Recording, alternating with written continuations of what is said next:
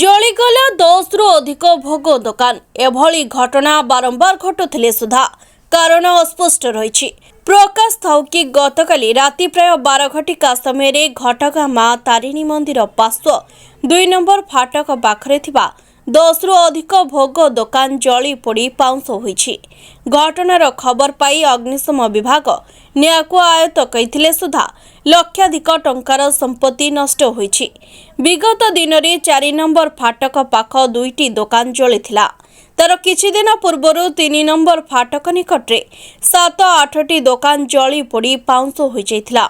ଏଭଳି ଘଟଣା ବାରମ୍ବାର ପୁନରାବୃତ୍ତି ହେଉଥିଲେ ସୁଦ୍ଧା କାରଣ ଅସ୍ପଷ୍ଟ ସାଧାରଣରେ ସନ୍ଦେହ ସୃଷ୍ଟି କରୁଛି।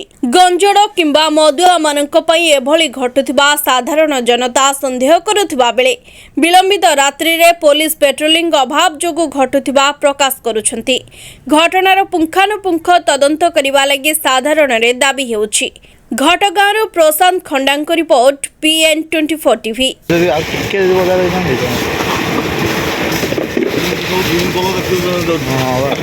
हेलो अब दुकान निया जड़े दिखे दुकान तक आई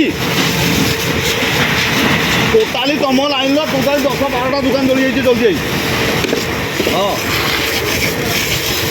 हाँ